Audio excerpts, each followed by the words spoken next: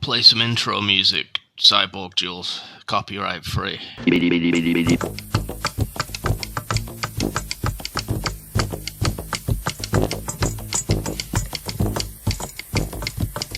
Good choice.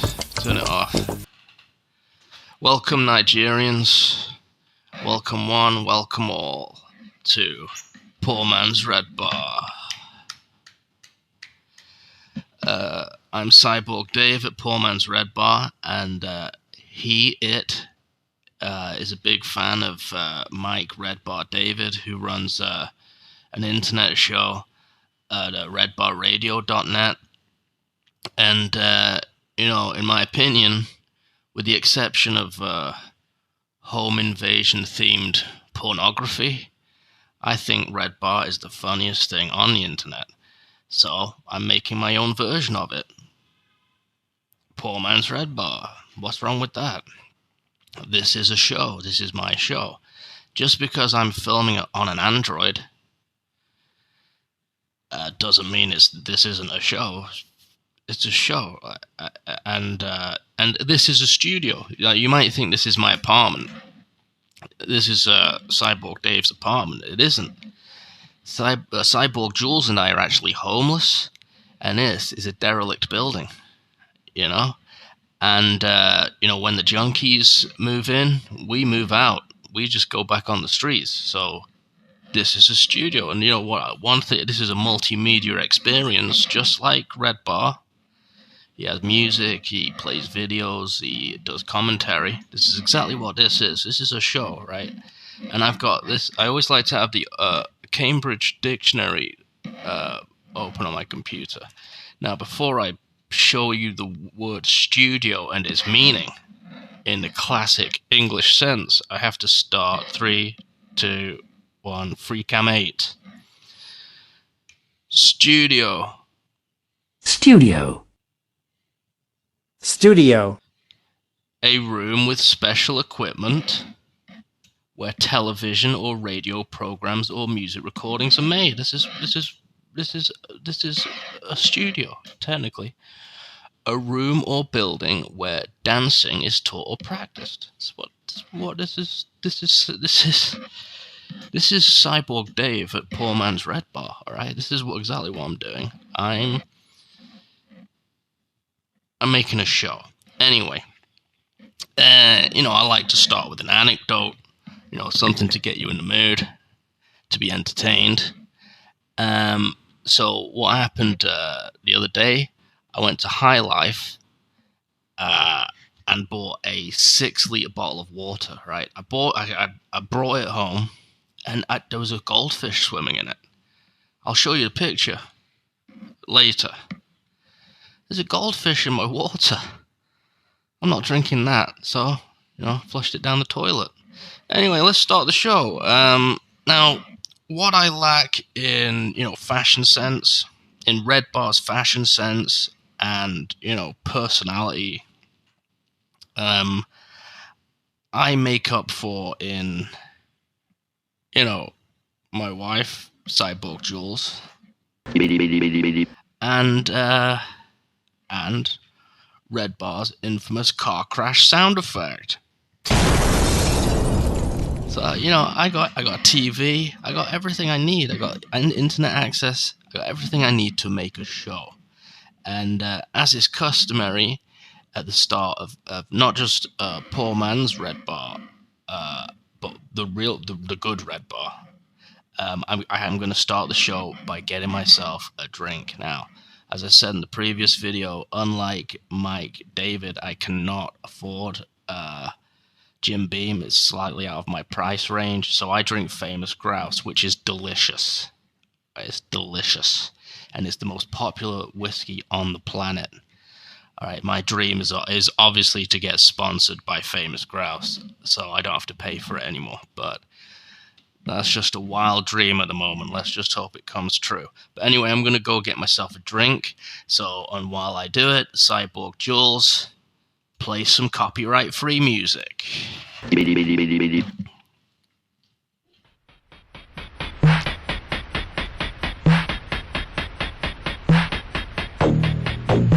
Fuck.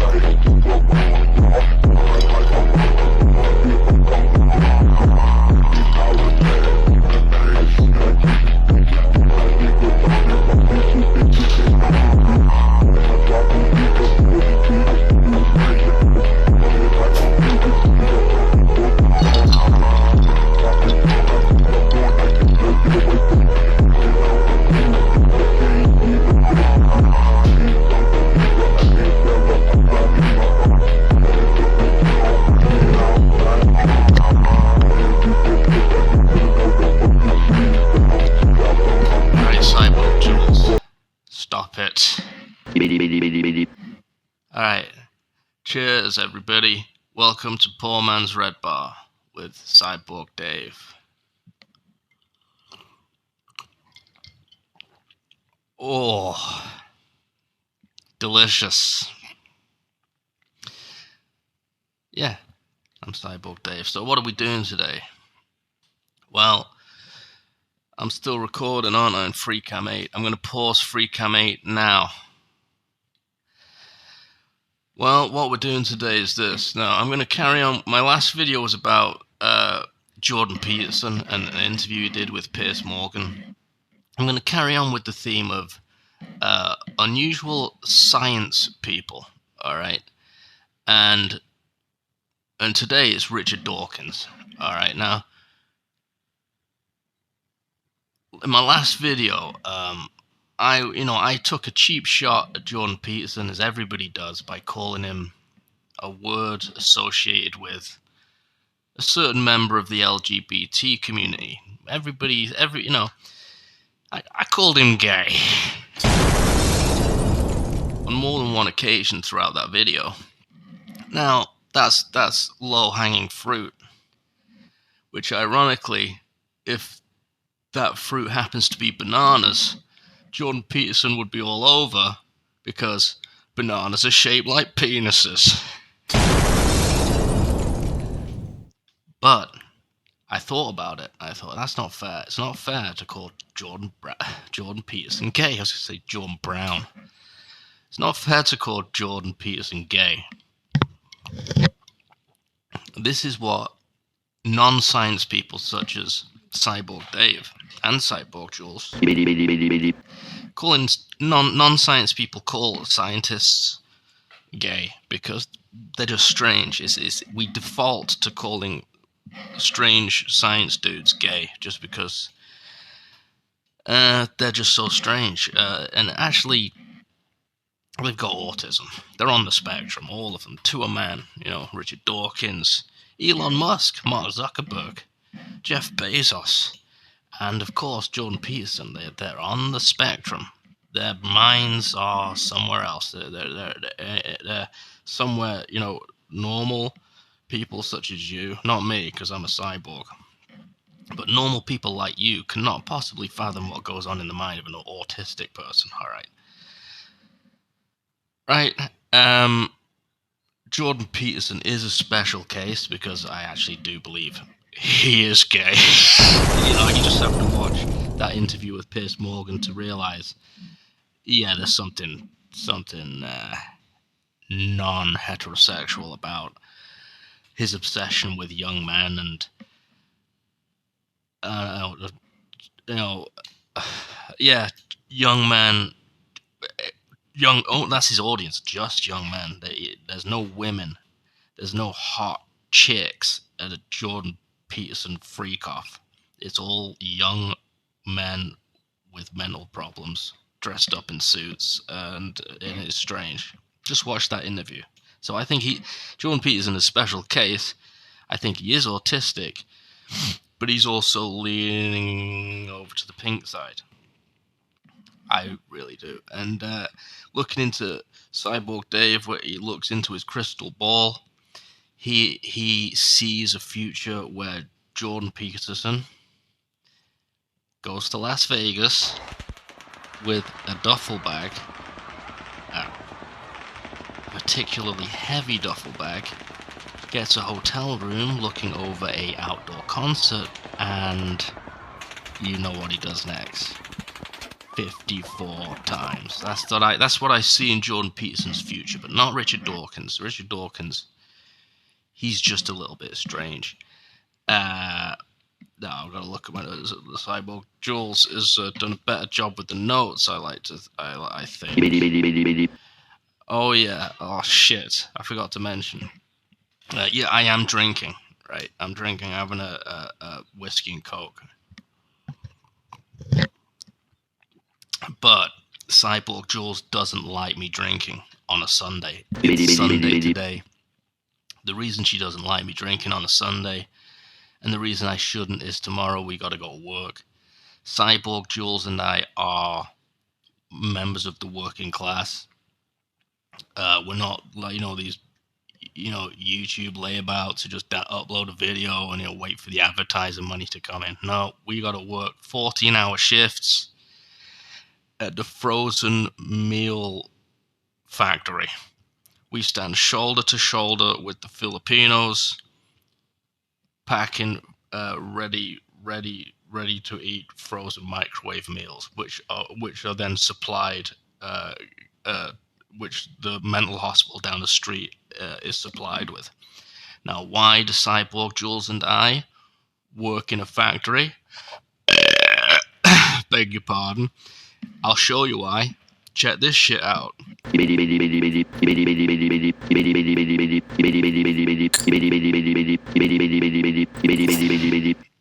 It's because we're so fucking fast. We're cyborgs. We can pack 5 times more frozen meals than your average Filipino can any day of the week. That's why we work in a factory. We are working class folk, we're good folk. And I'm 9 foot tall. I'm 9 feet tall. I'm 300 years old, and I'm made completely of plastic. There you go. Now I can talk about the video. See? It's in the note. I got notes. I got notes. And I don't have to prove anything to anybody. I got nothing to prove. I just like Redbar. This is Cyborg Dave, poor man's Redbar. I like Redbar, and I'm doing my own version of it. If you got a problem with that, shove it.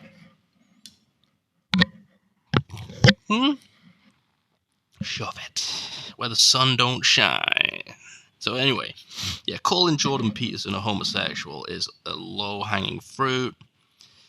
Bananas, shaped like penises. Yeah.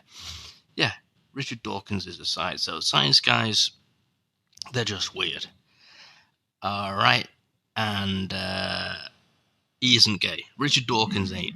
I don't think he's homosexual. He's a British eccentric, which are a dying breed. It used to be that Britain was mostly composed of eccentrics. We used to wear top hats and bow ties and talk like this, like that.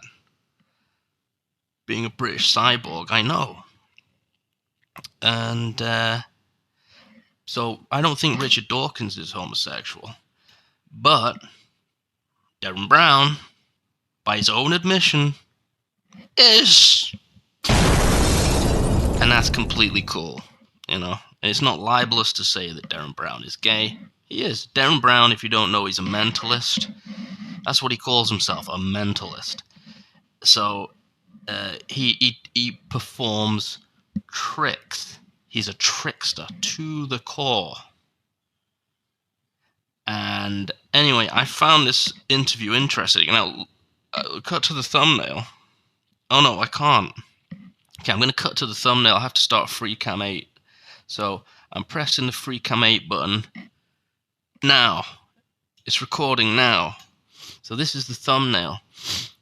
Derren Brown exposes fraudulent psychics with Richard Dawkins.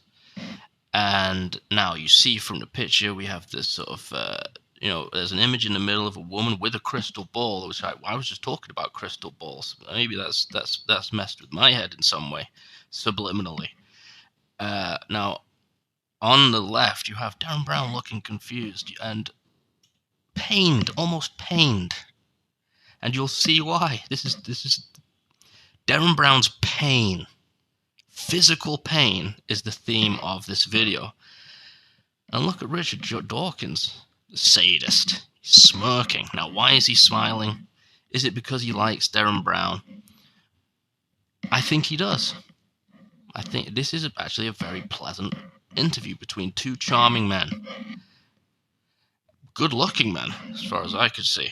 And, but I think, Derren Brown is supposed to be the one that messes with people's heads, but you'll see in this video that Richard Dawkins has a few tricks up his own sleeve. Alright? Now, I'm stopping FreeCam 8 now. I'm stopping FreeCam 8 now because it wastes memory. I've only got 60 gigabytes left on my secondhand laptop. Anyway, people, we're gonna play the video. I'm gonna enlarge this. Oh, you fuck. Okay, I'm gonna play the video now. Ladies and gentlemen, we are floating in space with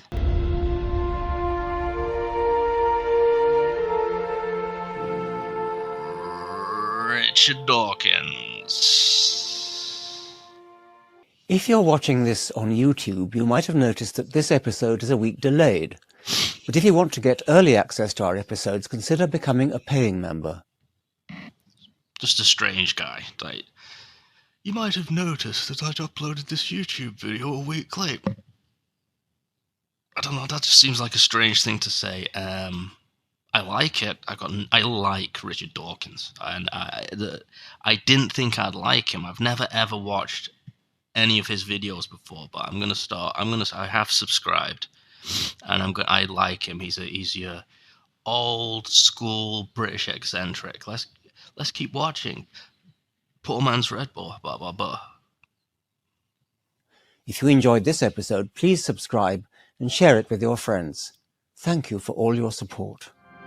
This autumn, I will be on a tour of North America and parts of Western Europe, talking about my latest book, The Genetic Book of the Dead, a Darwinian Reverie. The Genetic Book of the Dead and Darwinian Reverie. Gibberish. I will be joined on stage by a range of friends and foes. The book is aimed at the same audience as The Selfish Gene, but the content is quite different. Beginning on September the 4th, I'll be visiting Dallas, Austin, Newark, Washington, Boston, Minneapolis, Milwaukee, probably San Diego and Los Angeles, then San Francisco, No, you're not, Richard. Nobody can travel to so many places. This is the fever dream of somebody on the spectrum. I'm gonna go here. Where else are you going, Dickie? Portland and Vancouver. Poland, Vancouver. Then, returning across the Atlantic in October, I have events in Oxford, Coventry, London, Cambridge. London. He's going all over the place. I'm gonna go to San Diego. I'm going to go to Zimbabwe. I'm going to go Iceland. I'm going to go to London. And I'm going to go to Brazil. And I'm going to go down to New Zealand. And then I'm going to go to Iceland. He's going, who's paying for this? Oh, let me guess. We are, apparently, because at the beginning of the video he says, if you want to, immediately he was asking for money. Join my Patreon. I believe that was within the first 5 seconds of the video. He was asking us for money. So I suppose we're paying for his plane tickets. Now, look. This is the deal, yo. If Cyborg Dave knows your name, and you're not a relative or a friend or somebody I work with, or you have no relation to me whatsoever, if I know your name, that means you're famous, which I imagine means you've got a few quid in the bank. And yeah, these people asking for money right off the bat. Join my Patreon, give me some money, pay for my flights. No.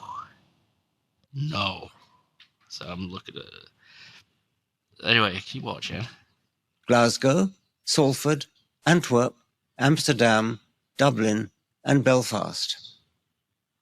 The events will include a Q&A and a limited meet and greet. Yeah. It'd have to be a limited meet and greet because you got a plane to catch, sir. You got to go to Jamaica and then up to Germany and then over to Australia. You got a plane to catch, yeah, sorry. So yeah, a limited meet and greet. Of course it is. You can get your tickets at richarddawkinstour.com. Derren Brown is one of our leading conjurers, specializing in mentalism, the illusion of reading people's minds. I interviewed him for my Channel 4 TV documentary, Enemies of Reason. We talked about cold reading and how the technique is used by frauds who pretend to communicate with the dead. Enemies of reason, frauds. Nothing triggers Richard Dawkins more than a fraud. Oh. And yeah, God is at the top. God is bullshit. That's the title of one of his books. God is bullshit. And then below that are these so-called psychics. And you know, when he introduced Derren Brown just then, he mentioned his name. He says he's a mentalist, but he gives the illusion of reading people's minds. So this is why he's interviewing Derren Brown, because he's down with him. He's down with Derren, because Derren also has got a beef against these so-called psychics that coin in on pretending to read people's futures and talking with dead relatives. Yeah, he's against that too, but not as much as this guy. You know, you mention any kind of bullshit. You mention Santa Claus to this guy, he goes off. He goes off when he's simmering with anger constantly because the world is full of phonies and fakes and frauds. And he doesn't go insane often, but when he does it in a way only a university professor can, i.e., not pretty. You don't want to see you don't want to see the ugly side of this guy. Definitely not. As well as by honest conjurers. Derren himself is an honest conjurer and a sharp critic of charlatans who abuse their skills, lucratively pretending to supernatural powers, which of course they don't have. I've just listened to the interview again. Of course they don't have. He doesn't even need to get angry. There's just something about that voice, the British voice. It's just, I'm above you. Just clearly by the sound of my voice, you know I am better than you. You don't have. I like him. And I must say I find it one of the more interesting interviews I've done. See if you agree. He said, I watched it again. I don't think anybody admits, and I don't think any YouTuber admits to watching their own videos. I think that's strange. That's a Spectrum-like thing to say, but he's fine with it. I watched it again. And then again. I watched it 10 times, and I think it's a good interview. It's pretty strange, but that's Dickie Dawkins. And we must like him. And Derren, could you begin by telling me what cold reading is and how it's used? Cold reading, I suppose, is the way that a complete stranger can seemingly tell you everything about yourself without being psychic. There he is, Derren Brown, mentalist, in a pink shirt. Now, we all know what that means. I don't have anything wrong with it. Cyborg Dave is gay. At the factory, you know, I already showed you how fast I am. You know, during break time, I line them up and I suck them off one by one. One by one. Because I suck like I invented it. Anyway, let's keep watching. Hi, Derren. And without knowing anything. Cyborg Dave, poor man's Redbar. I've got to keep mentioning this is poor man's Redbar, otherwise these videos don't make any sense. If I don't keep saying this is poor man's Redbar, you're just gonna think you're gonna think this is just some twat making YouTube videos in his apartment, which it isn't. It's poor man's Redbar, Cyborg Dave. This is a real show. About you. In essence, the cold reader or psychic is supplying a lot of words, and you as the sitter, the other person, is supplying the meaning to those words. And it relies on a lot of techniques. It's not really a question of forensic body reading and the sort of things that people might. It's not really normally even that clever. There are linguistic tricks, which Tricks. That's the word. That's one word you have to remember for this video. It's really the theme of the video. Tricks. It has tricks. Has many meanings. It's sleight of hand. It's it's doing this. This is a trick. This is a trick.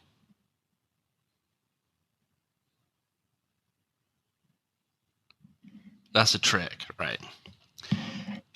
Not magic. The word magic isn't used throughout the whole interview because Derren Brown knows more than anybody, because he can read people's minds, that if you use the word magic in Richard Dawkins, he will explode. He'll kick your teeth in. He has reserves of physical strength nobody can possibly fathom or imagine that someone like him has. Let's keep watching the video. Fucking why does it... unless you're aware of them, are very easy to fall for. And those tricks can give the impression that the person knows everything about your character, or might refer to facts and things from your life or from your past. A trick is also something a prostitute calls having sex with a stranger, which Derren Brown probably knows a little bit about. Not that there's anything wrong with that. Cyborg Dave is also gay. He, it. Those are my pronouns. I refer to myself as he, it. So yeah, I swing both ways. Cyborg Jules is the same, right? Her pronouns are she, it. Shit. Which Cyborg Jules and I have a giggle about, don't we? Shit. Anyway, let's keep watching. They seemingly couldn't know that. So if a psychic, a so-called psychic, a trickster, was trying to... so-called psychic, a trickster. A trickster. Let's call a spade, eh, Dickie?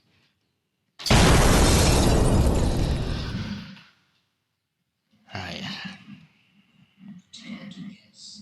I don't know, the name of the sitter's grandfather or something like that, what would be the kind of thing they might do?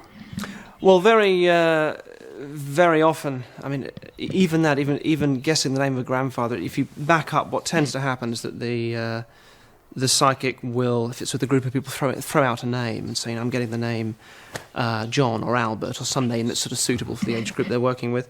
And now that name could refer to a person in the audience who's living, or it could refer to someone that's died, or it could be a friend of the person. It really could be anything. So it's up to somebody to pick up on it and turn it into what they want it to be. And of course, if they say, yes, that was my husband, then the reader can go, yes, that's right, he's here, he's saying he still loves you, or whatever that is. And they turn it back into, make it sound as if they were saying it was your husband, when in fact it could have been anybody. It could have been the name of the person that sat there. The kind of methods that involved... the Barnum statement's very sort of famous and well known about, and there's a great experiment. Remind us what the Barnum... Yeah, there's a terrific experiment that was done on this with students. I've filmed this myself. We did it with 3 different groups of people across the world, where you have everybody in the group is given a reading, a personality reading, and normally beforehand there's some nonsense about asking for their... Nonsense. That's the word I was waiting for. Nonsense. That word excites Richard Dawkins. He's all about the nonsense. He wants to expose all of the nonsense in the world.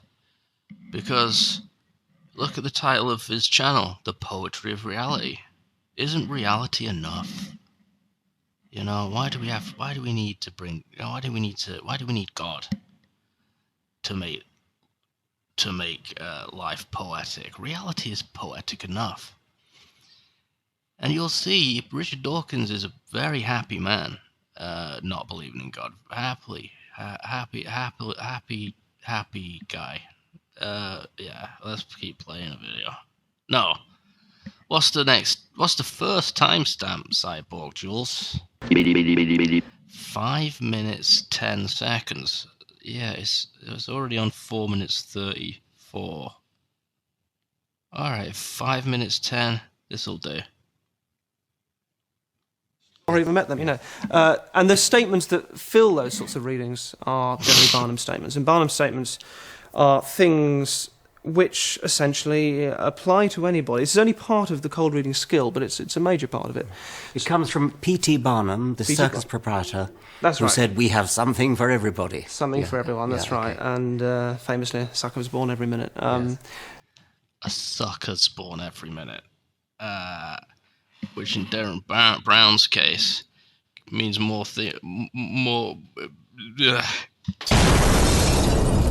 Has two meanings. Has double meanings. I got to admit, I'm a little bit under the weather. I've contracted the new form of COVID. Have you heard about it? It's called cunt air. Basically, the air is turning into a cunt. And it's just turning against people. It wants to kill us. The air wants to kill us.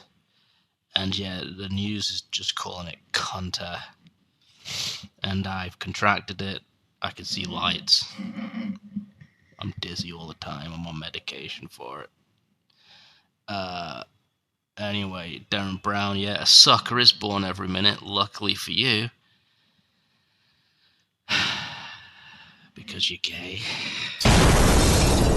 Which is fine. Cyborg Dave is gay. Cyborg Jules, shit, is gay as well. And we love gays. I love to suck cock. I suck like it's going out of style. I suck cock like there's no tomorrow, and I do it very, very quickly, one after the other. I love it. I love. Cyborg Dave loves to suck cock. So, let's keep watching. So these are statements along the lines of,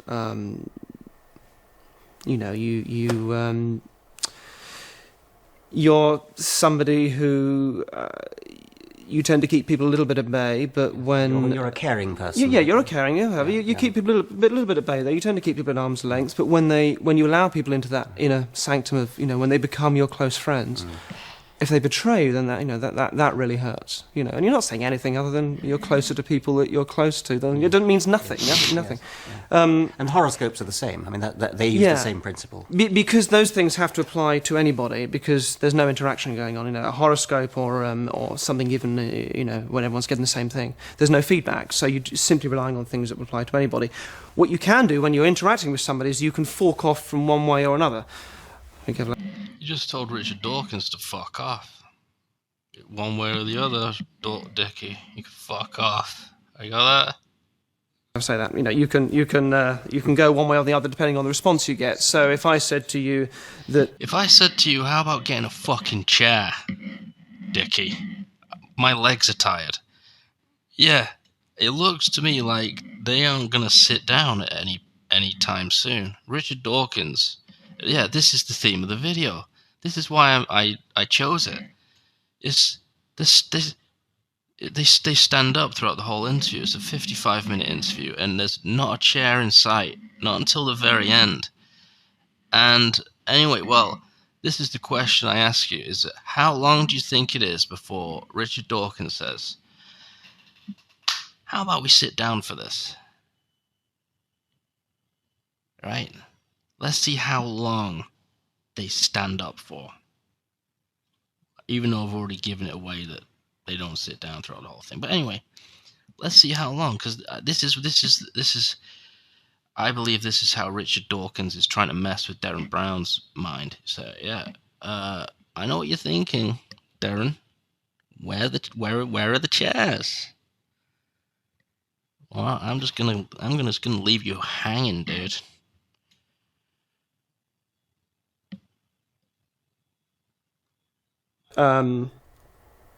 The spirits are telling me you've got quite a temper. You could say, you could answer yes or no to that. You might agree or disagree. Now, if you agree with it, it feels like a hit, and I can say, yes, that's right, I can sense that you've got a real temper, ... He can sense you've got a real temper.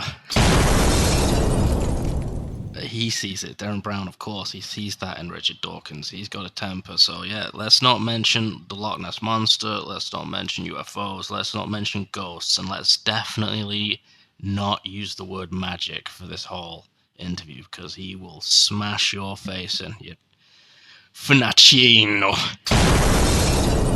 Right, and, yeah, and I'm not... Don't mention chairs. The word chair isn't mentioned. The word magic isn't mentioned, and the word chair is not mentioned in this interview. Because I think Derren said, look, I want to sit down, but you've got a real temper. I can see that. If I ask for a chair, are you going to kick my face in? Yeah, let's not mention magic. Let's not mention chairs. But what a rude host, how rude to make you stand up for an interview. But it's Richard Dawkins. He's on the spectrum. He doesn't understand that it's rude to make someone stand up. He just doesn't understand. That's my guess. He's not doing it on purpose. He's not being sadistic. He just doesn't understand that, most people like to sit when they have conversations, long form conversations like this, 55 minutes. No chair. No. Anyway, let's keep watching. If you say no, I can say, well, not on the outside. I mean, what you've done is you've learned how to sort of keep that very contained, but inside you'll be aware that there are some things that really kind of knock you up and make you very angry, but what's great about you is that you've learned to control that on the outside. It still feels like a hit. Linguistically, what they tend to do is they say, they put the word not into the question, so they'll say things... How about putting the word chair into a question, Derren? And aren't you supposed to be a mentalist? Aren't you supposed to be able to make people do things against their will? How about using that big brain of yours to brainwash Richard Dawkins into getting you a chair?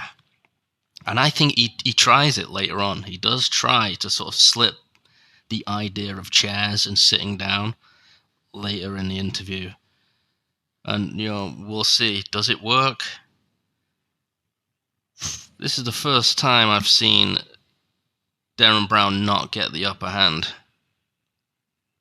over somebody. Every time you see him, he's like... The other person's like, oh, you bastard, how did you do that? And he's like... It's just a trick. It's just a little trick. I learned. Not the public toilet kind. The other kind, This is Cyborg Dave for Poor Man's Redbar. Like one recent reading I was listening to was, she said, now you haven't been drinking a lot of water recently, have you? And by phrasing it in the negative, it allows a yes or no to be a hit. And the answer was no, and she said, well, you should do. The Spirit's telling me you need to be drinking more than you are. You haven't been drinking much. It sounded like a hit. Equally, if the person said yes, it would have seemed like, yes, they're telling me either way. Then... Well, you know what it is? Richard Dawkins doesn't believe in God. He doesn't believe in dragons. Maybe he doesn't believe in chairs. Maybe chairs are a figment of everybody's imagination. Maybe that's something he knows that we don't. Maybe I'm not actually sitting down right now. Maybe this chair doesn't exist. Furniture is not a thing in Richard Dawkins' world, nor is editing, nor are tripods. Clearly, this is filmed like a low-budget British gangster movie. What the fuck? What are you doing? What? I've never seen anything like this before in an interview. Yeah, it's like a Mike Leigh movie. Like, one of those movies about living on a council estate. Oh, Derren, where's my fucking wallet? You've been using your mind magic to steal my wallet. Where is it? That was funny. This is Cyborg Dave for Poor Man's Redbar. a common ruse also is to make statements that allow you to have both sides of the coin in one go. So, for example, if I said to you, you've got an extrovert side and an introvert side, that's not remotely convincing at all. That seems to be a given. But if you say to somebody, when you're at a party, you're very good. You're very good at being able to hold court. You know, you can entertain people. You're very good at being really the life and soul of the party. But what's interesting about you is that when you walk away from that, you'll often find yourself at home running back through conversations in your head and wondering, oh, what did that person mean? Why did I say that? That was stupid. And when you're even at those parties, even anyway, what's the next timestamp, Cyborg Jules? 10 minutes 56. Alright, 10 minute 54. Alright.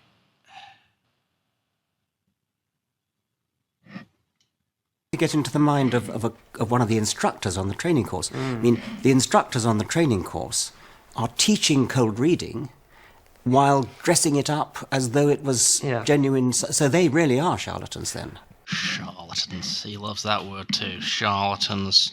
There's that foxy little smile. You know, he's a very attractive man. You know, Derren Brown must be kind of torn between, you know, asking him for a chair and asking him out on a date. I think these two are really getting along. They're fine-looking gentlemen of the British persuasion. I think he might be getting his flirt on with Derren. Look. I think so. I think so. It's difficult because blinking. That's the fluttering eyelids. That is a woman's smile. Dawkins. So maybe he is like Jordan Peterson. Maybe he is gay after all. And he's not just autistic. This is Cyborg Dave at Poor Man's Redbar. Poor man Red's fucking Redbar. Cold reading is something that you can be taught to do without it seeming like tricks. Okay. I've been in a situation where... Tricks, there's that word again. We love the word tricks. Don't say magic, you'll set him off. Set him off on one of those nerd rages that I hear, internet people saying. I'm really not with it today. My heart isn't in this shit. I'll be honest, and I'm already a little bit drunk, but not in a good way. It's sort of sloppy, tired, bored.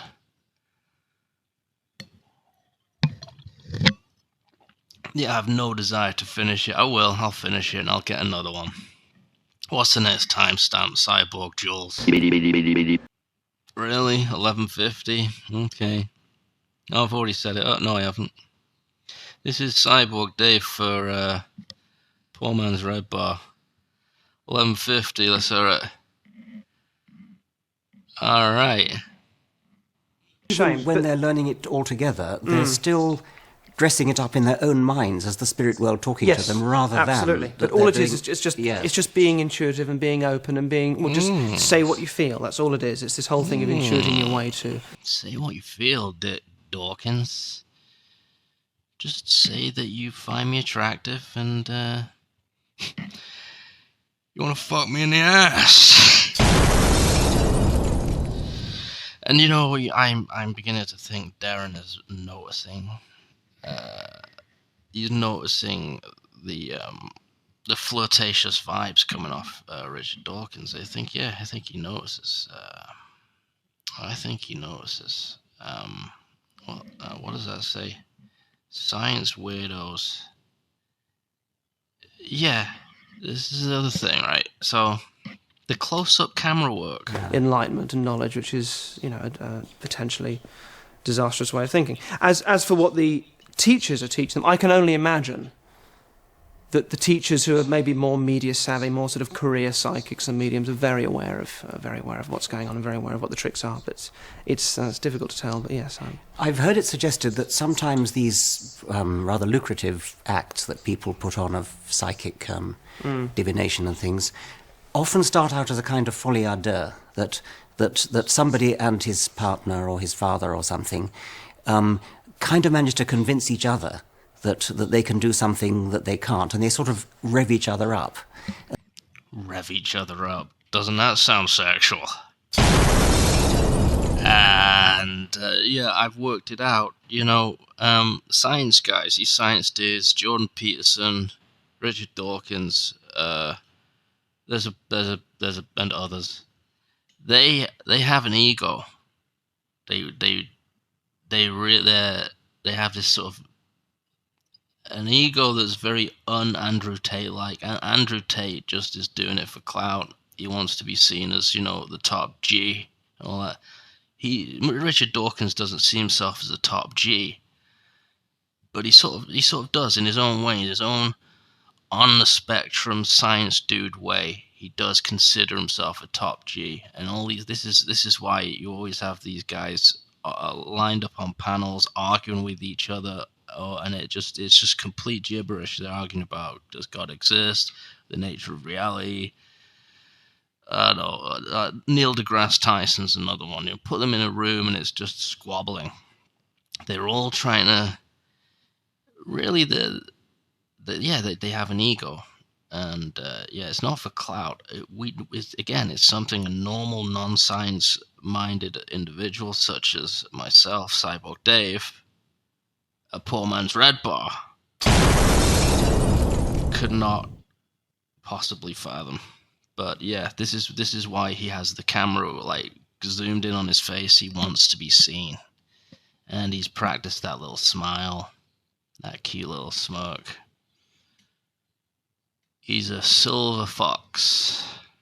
And then when they sort of realize that they're not quite as good as they thought, they kind of each one tries to help the other one, because they in some sense genuinely believe it. Have you ever come across that?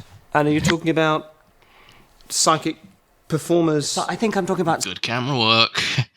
You know what, Dawkins, you know, maybe you could invest some of that Patreon money in a good cameraman and a tripod and some fucking chairs. And you think I'm cheap? You call me cheap? Look at that. This is like, you know, 500,000 views, and with this kind of camera work, 500,000 views. It's not fair. Life isn't fair. Psychic performers who actually use conjuring tricks and pretend that they're not, but still kind of half believe in that they really are psychic, because once they had a really good success, which was a genuine accident or something, and so they're encouraged by this folie à deux.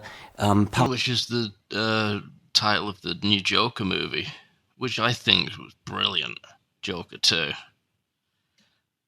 This is Cyborg Day for Poor Man's Redbar. Joker 2 is amazing.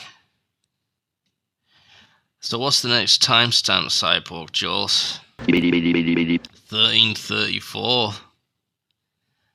Okay. What the fuck? Okay then. Yeah.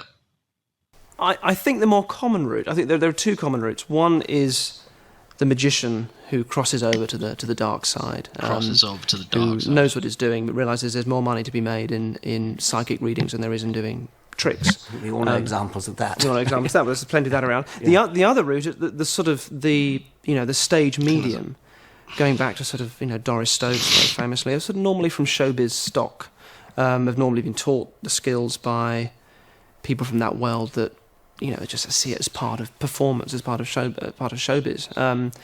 And again, I think those are skills that are then turned rather ugly. But that's a very common route as well. I think the good camera work.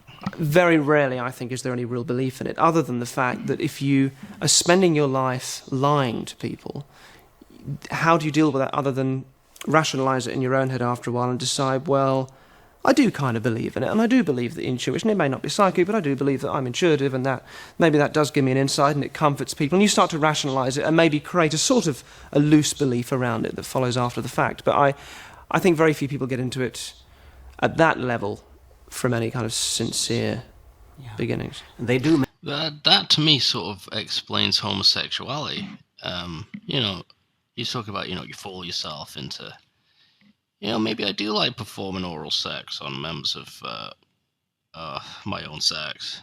Maybe I do like performing oral sex on blogs. Maybe I do like, so yeah, what he was just talking about. You fool yourself into thinking, yeah, I am gay, and yet, you know, fuck. Jeez, I'm really not. Fucking hell. This is Cyborg Day for poor man's Redbar on a Sunday afternoon drinking whiskey.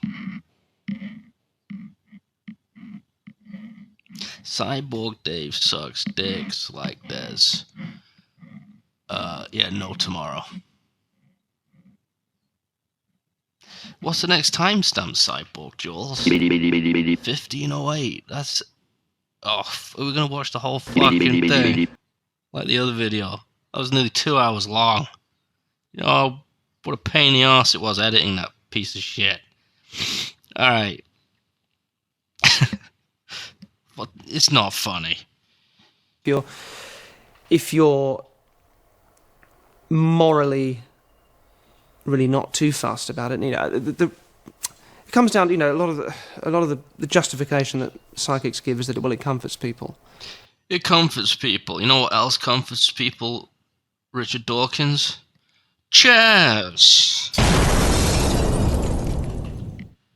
Of which one has not materialized. And my legs hurt. You could see in Derren Brown's eyes right there that, yeah, his legs are tired. That's how I look when I want to sit down. His eyes are almost sort of brown. No, they are brown.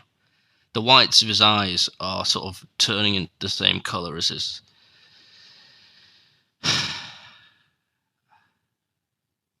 Brown, which ironically is his surname. What's the next timestamp, Cyborg Jules? Really? 17 minutes exactly?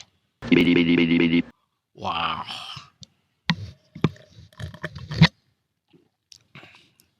I'm gonna finish this. I'm gonna get myself another, because that's what Redbar does, and this is my version of Redbar. Now, if you don't like it, you go fuck yourself. All right. This is just what I do. If I like something, if you really like something, what, you're just supposed to sit there and take it, just consume, and then do nothing with.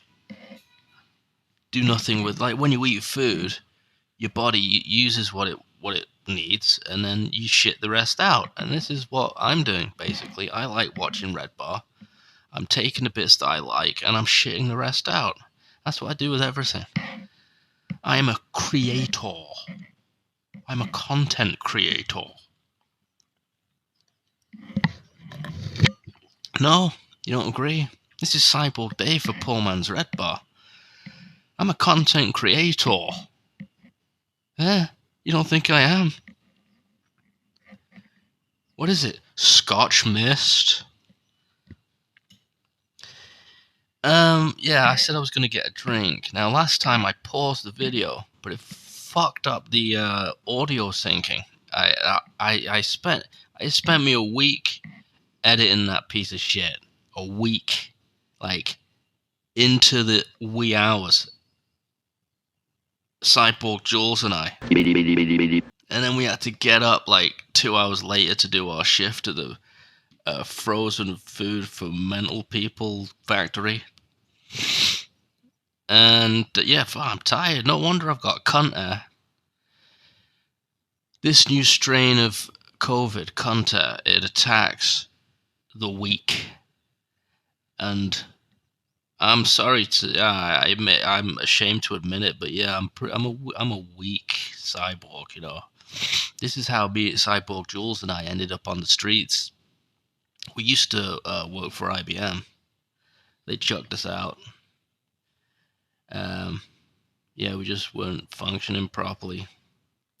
And, I still have those problems, functioning properly. Anyway, let's just finish this up. This is already a 56-minute long video. The last one,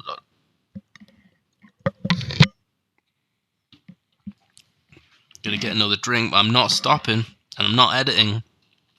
Editing is for people who believe in magic, and I don't. As this video's about Richard Dawkins, I do not want to piss him off.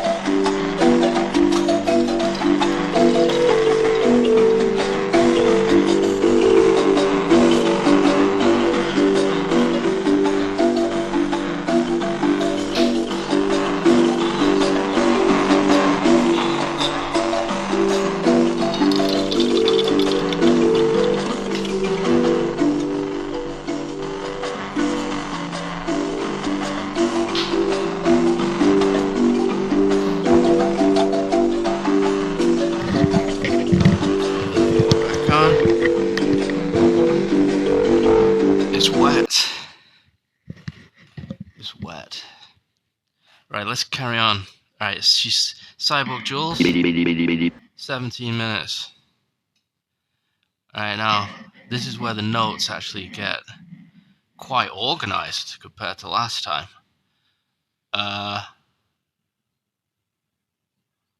Yeah. Doesn't make it good, though. Just because I'm organized doesn't mean I'm good. This is Cyborg Dave for Poor Man's Redbar. It isn't a parody of Redbar, because that would suggest that I sort of don't like him. But I've already stated I think he's the funniest thing on the internet, with the exception of revenge pornography. Let's play at 17 minutes. I think in the bigger picture, it's crueler to be taken in by that deception. You know, it's crueler if you're somebody who is. I've known cases of people that have lost a child that's so dear to them, and they cannot get over the fact they've lost the child and become addicted to these charlatans, for want of a better word. And so he used the word charlatans like Richard Dawkins said earlier, but he said for want of a better word. So, I don't know, Derren Brown's pulling back a little bit. He's not all in like Richard Dawkins. Richard Dawkins is all in on anything remotely charlatan-like, anything remotely nonsensical. This guy is so adamantly against anything that's fake. He doesn't even like chairs, because chairs are constructed. He likes trees. It's a tree. Okay, it's not a chair. It's a tree that's been made into a chair. Okay, so don't mention chairs. I wonder if Richard Dawkins is a little bit annoyed that Derren Brown said charlatans for want of a better word. He's not all in, but you'll see later on. Richard Dawkins somehow gets the upper hand on the mentalist. He converts him. I don't know what's going on. Why aren't they sitting down? Where are the chairs, Richard Dawkins?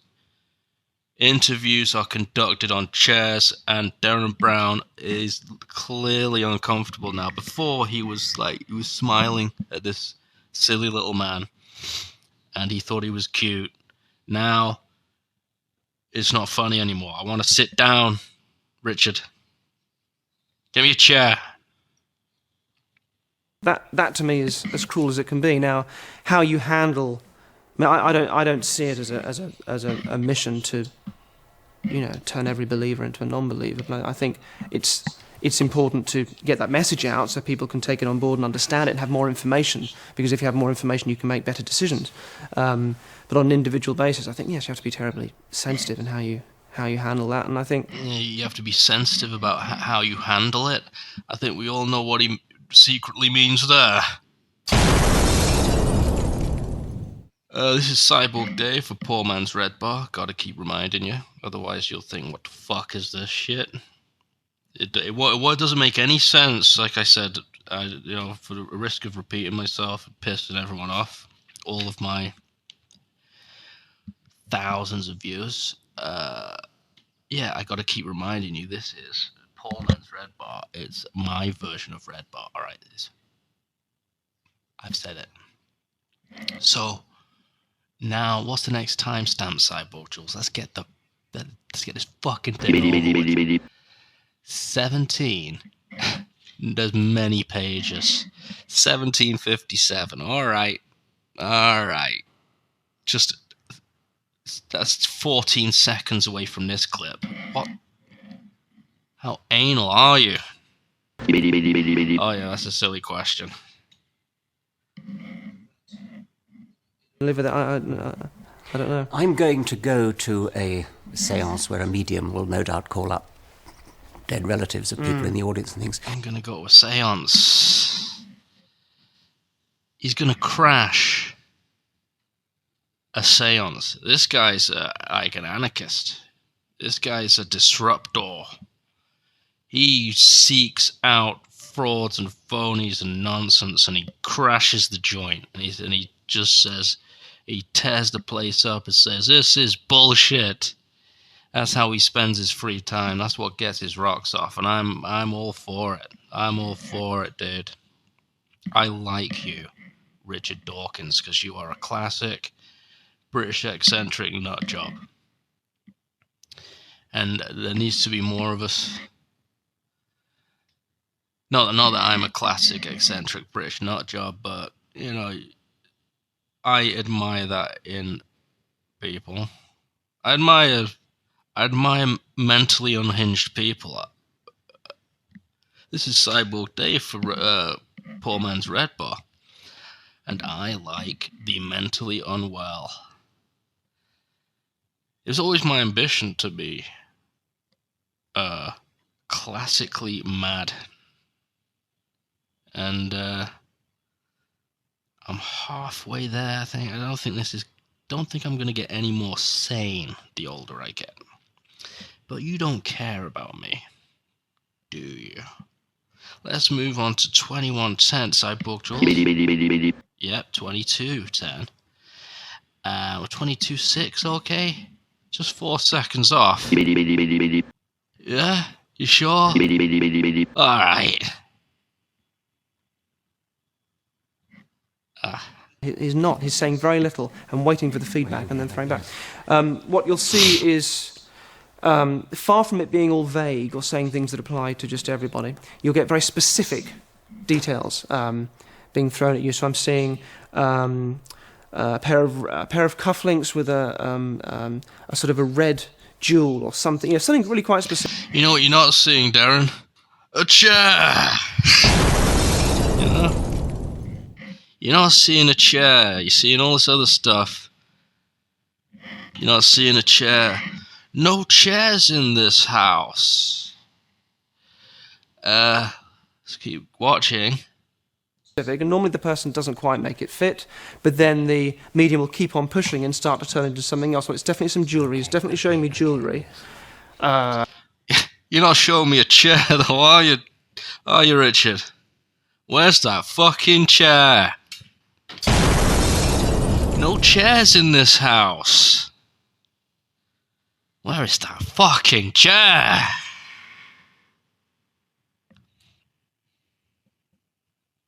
And then, of course, they're going to make jewellery fit. Well, yes, it was, I've got some jewellery at home. That's right. He's saying, have a look in your jewellery box because is something there you've forgotten. And I've got some chairs at home as well. the red cufflinks have been forgotten. So keeping track of, well, what was the medium pushing for at the beginning? One thing I saw was there's a dog. He's saying it's something to do with his dog that used to sleep in the hallway. And the answer sort of came back, sort of, no. Yeah, well, it's something in the hall. It could be a picture of a dog. Picture of a chair. That's what it's. Look, Derren, you're supposed to be a mentalist. Can't you brainwash Richard Dawkins into getting you a chair? Are you gonna actually have to show him a picture of a chair to like give him a hint? You know, how blatant are you gonna have to be before Richard Dawkins says, "How about we sit down?" You'll see. Is there a picture of a dog in the hallway? And the answer came back, no. I mean, I've just put up another picture. I put up a picture in the hallway of the family or something. That's it. He's saying he doesn't like the picture in the hallway. The dog was forgotten. Yeah. But it actually started off talking about a dog. Yes, yes. And purely because of what the audience member said, now it's about a picture in the hallway. It's become something completely different. But it looks like the medium was just sort of fumbling. Yes. Whereas in fact he's gauging everything on what the person's giving us. I imagine some people listening will be saying to themselves, oh yes, well I see that. But on the other hand, I was told a story by somebody who was told a story where the medium really did get an exact fit. And I suppose the point there is that stories only get passed on the very rare occasions when they do get an exact hit. I mean, nobody goes around telling stories of fails. of Exactly. failures. Well, is that one of the first things you learn as a magician is that you do a trick, but half of See, so I'm going to wind back a bit. You see,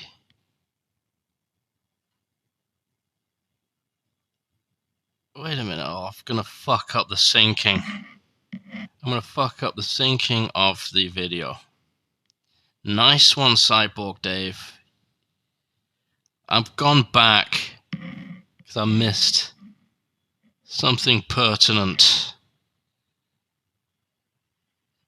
I'm going forwards again. This is really going to fuck with my editing. Finicione. I'm Italian. Cyborg Dave's Italian, by the way. That's why I keep saying.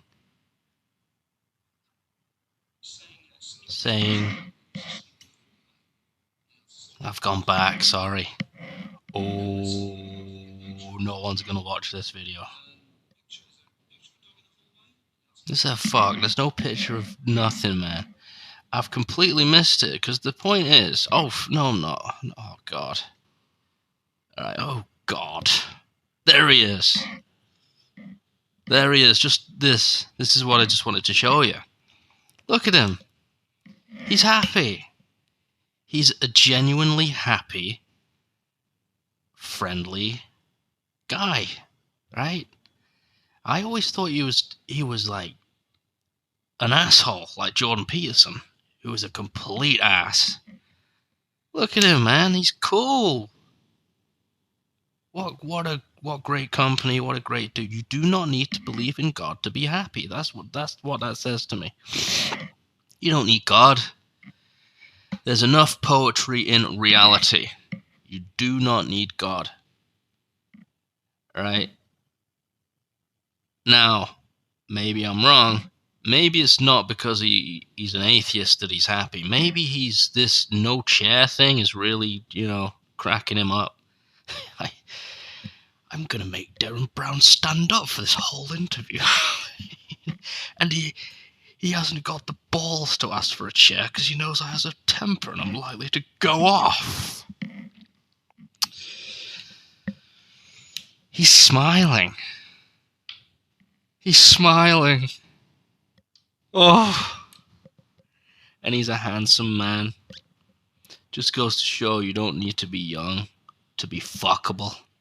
Because I would run through this guy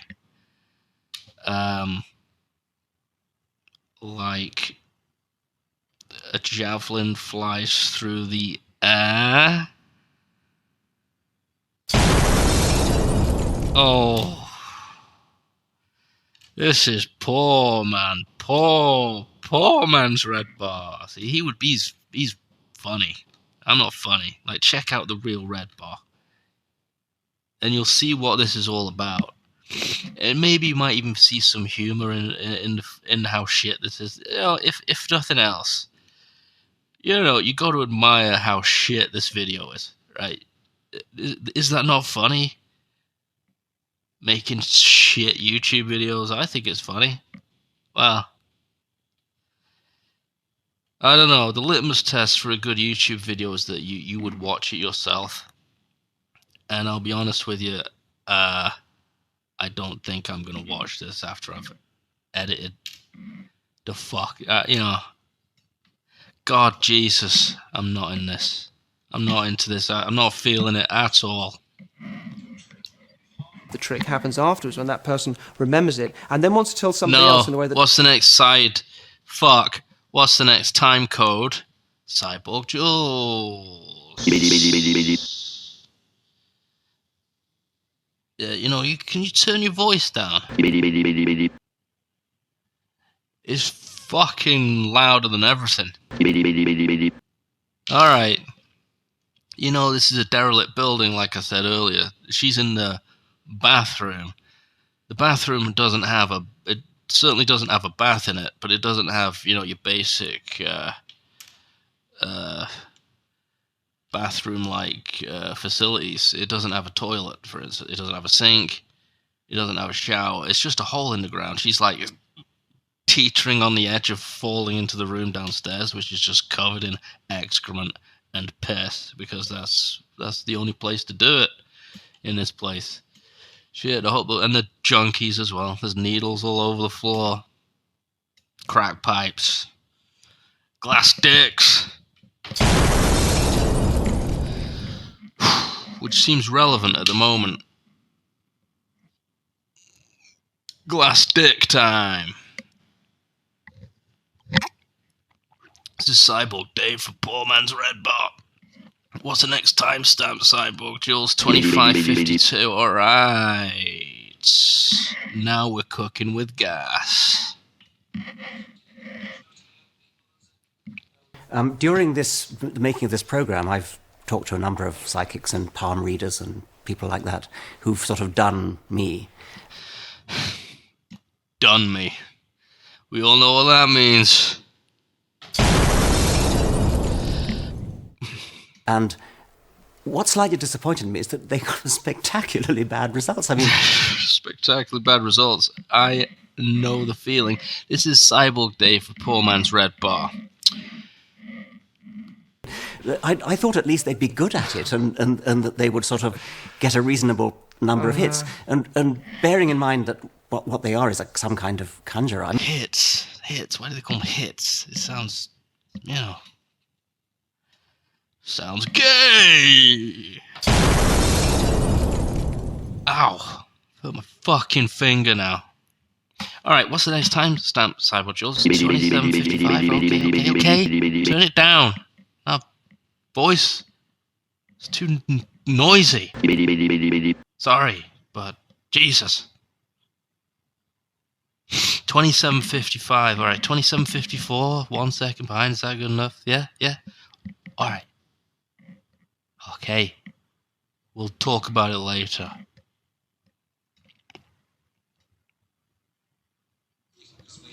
It up until this point, because what had been coming through if it wasn't the spirits? Quite, yeah. Yes. Yeah, if you don't play the game, you'd think if it was real, you'd at least be able to sit there quietly. Sit there quietly, which ironically neither of them are doing. You know why? Because there's no fucking chairs. Richard Dawkins doesn't believe in them. Hey, Richard, says Derren. How about busting out the chairs? My legs are fucking tired. What is this? What kind of a host are you? Oh yeah, I was forgetting. You're autistic and you don't... you have no... I gotta start starting sentences that I can't finish. And they'd be able to do it without needing any sort of feedback. You'd feel you wouldn't have to play the game as the sitter, but you do have to. There we go, the sitter. The sitter, or should it be shitter? I think it should be shitter. Play the game, and if you don't, it's your own. The other thing I noticed is one of the people. I missed it. It faded to black, and you think, okay, you see that the fade to black. I was going to try and pause it exactly as it faded to black. You think, okay, it's faded to black. This is where it's going to cut back to them, and they're going to be sitting on chairs. No! Still no chair. It faded to black. Oh, now they're sitting down. Now they're going to sit. Nope. Still standing up. Still standing up. People I went to see was a psychic who asked to have my watch, which he held in his hand to get the spirit vibrations. Not on my watch. And then he turned up some Do you tarot get a cards. chair? And then he went through a really rather stunning series of misses. Almost everything that he got wrong. He got some elderly relative beginning with the letter G, something to do with the advertising profession. Total miss. I mean, no suggestion. Then he got an elderly woman beginning with E. Well, that was a sort of hit because my grandmother's name began with E. That's incredible. And he, and it is the commonest letter in the alphabet. Yeah. And he said that she kept lots of cats, and so I was able to tell him that she absolutely hated cats. They were the ones that she abhorred. Yes, yeah. Anyway, Nothing delights Richard Dawkins more than exposing a fraud, phony fuck. She doesn't like cats, actually. No. E's the most common letter of the alphabet. Of course, somebody in my family begins with the letter E. You, sir, are a charlatan. Push off. it went on, and it was all it went total on. set of failures. It And went then on I was afterwards told at the end that What's the next time, Sam Cyborg, Jules? 30 minutes, so we're just in little increments. Oh, this is great. You've really done a good job. You know, Cyborg Jules is my producer, and this is her fault. If you don't like it, it's her fault. Don't blame me. Yeah, I'm blaming you for this shit. Yeah, you're supposed to be my producer. All you produce is shit. It's shit YouTube videos. You know, Mike David, he has Jules David. She produces his show. And I think she does a pretty good job. Now I see that actually she does more than you might think on Redbar. So I like both of them, right? I'm a fan of Redbar, all right? This is side data for poor man's Redbar, all right? I've already explained. I got to keep mentioning it, otherwise this doesn't make it. These videos only make sense if you know about Mike, Redbar, David. Otherwise, yeah, you're gonna watch it and say, "This is what is this shit?" You have to go check out Redbar first, and it's in the comment box.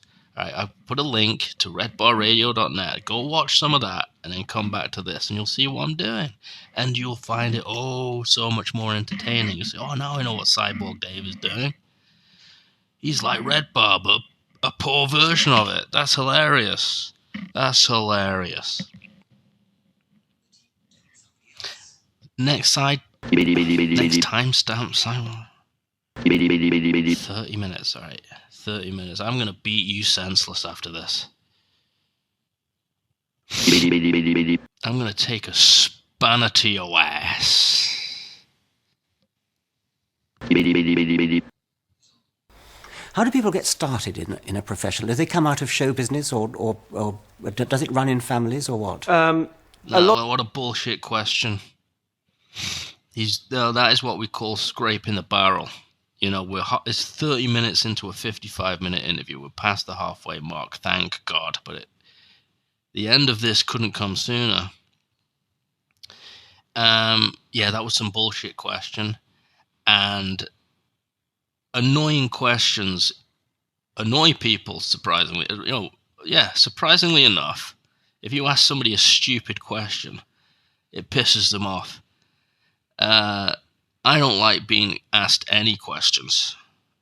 I feel like that people are trying to work me out or something. People are trying to destroy me. You know, what are you, a police officer? You're going to ask me questions? I would hate to be I hate interviews. I hate the word interview.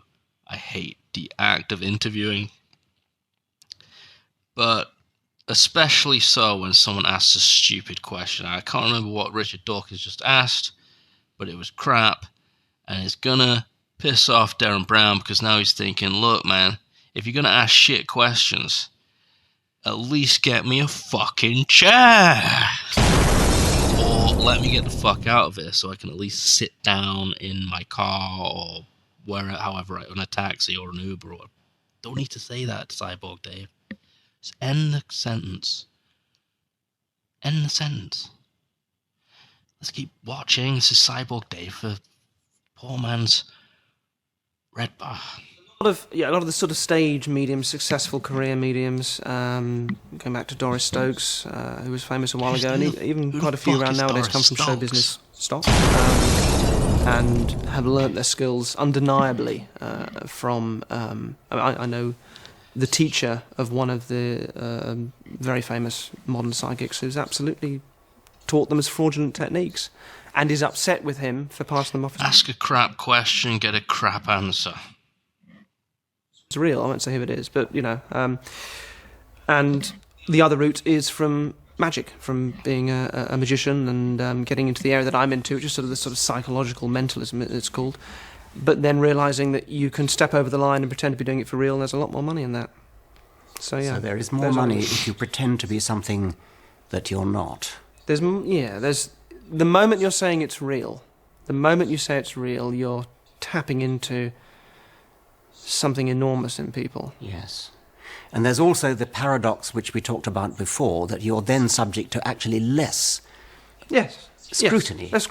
Less need for proof. You don't have to sort of show that you've got nothing up your sleeve, because people... How close are they standing to each other? I think Richard Dawkins is slowly creeping closer and closer. Maybe I was wrong about him. I said at the beginning of this video, he's not a closeted member of a certain type of person within the LGBT community, but now I'm beginning to think he's Jordan Peter-esque in that sense, because maybe that's why he's doing the interview standing up. This is a ruse to edge that little bit closer to Derren, get that little bit closer. And you know that breath stinks.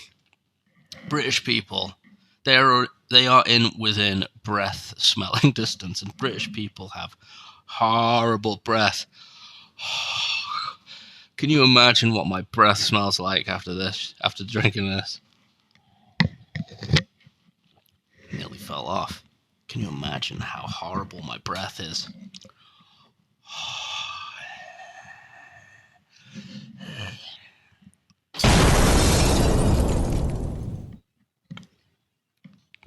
It stinks. British people have terrible teeth.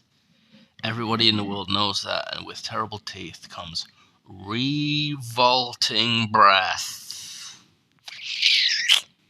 Yes, it does, and I've got something good coming up. Keep watching, because I got other I've got the dictionary, and I've got another YouTube video coming up that you will like. There is stuff in this that you will like, trust me. Yeah. Aren't primed to suspect that you have got something up your sleeve, and so you can have any number of magnets and wires and things, anything you causing like, yeah. bangs and bumps and things, which a stage magician wouldn't be allowed to have, because or at least you'd have to conceal them slightly better. You have to work a lot harder when it's just tricks. So it's a kind of win-win situation. Where you win more money and you have to do less good tricks in order to win it. You stack everything on your side from the start. You make no promises, and if it doesn't work, you can just say it's the person's fault for not. Either it's a bad day, or the spirits have left you, or. What the fuck is the cameraman doing, man? It's almost like this is experimental. This is experimental video art. Just get a tripod, and for God's sake, Dickie, get a chair. Even autistics sit in chairs. Anyway, but what a beautiful man Derren Brown is, He deserves a close-up. He is a good-looking man. I'd fuck him. I'd fuck him silly. And Cyborg Dave, I told you I'm made completely of plastic. I'm 9 feet tall. What was the other thing? I'm 300 years old, but this is the thing you gotta know about Cyborg Dave. My penis is made of Lego. Yeah, you know those big red long ones? My penis is just a construct of a load of big red long ones.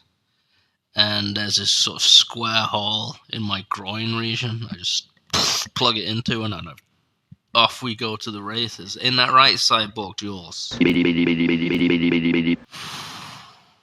and her vagina is a square shape, so it fits, you know.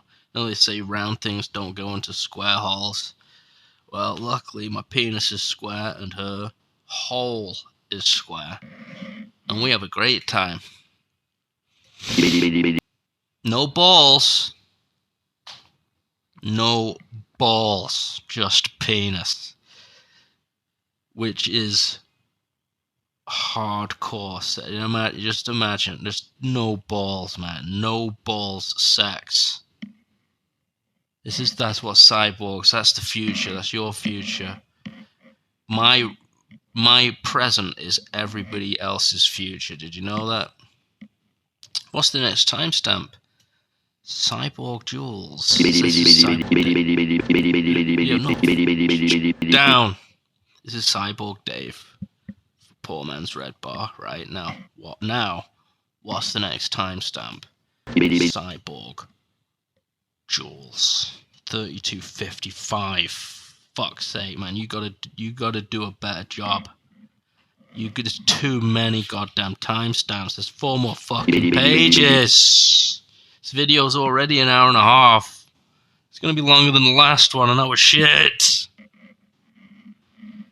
No one is gonna watch if we keep making shit videos. And I want Famous Grouse to sponsor me, because I don't want to pay for this crap anymore. This wonderful whiskey. This is the best whiskey in the world. And it's, you don't say cheap, you say it's value for money. See, it's all about how you say things. Semantics. See, I am clever. I know the word semantics. So it's 32...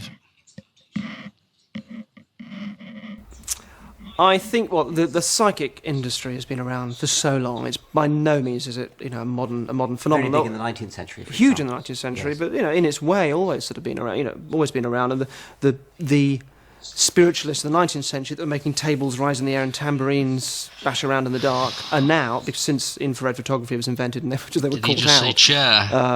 Did he just say chairs floating in the dark? I think he mentioned chair. It's not getting to Dixon though. No, he's not buying it, Derren. He's not a good subject for your particular breed of mentalism. In the dark now they've turned into the modern day spiritualists who just talk, and it's a lot more difficult to disprove. So it's been around for a long time in different guises. But we live in an age where less people are going to church, and there's a suspicion of science, I think, through the relativist agenda that we've been through of all truth is equal, and nothing's really true, and that my truth is the same as your truth. It just comes from my culture and my values, and that's all there is. And if you buy into that, then the scientific model is just one model, which is no more or less valid than the New Age model or whatever. And that way of thinking throws all rational discussion out the window, and all possibility of the importance of evidence and the importance of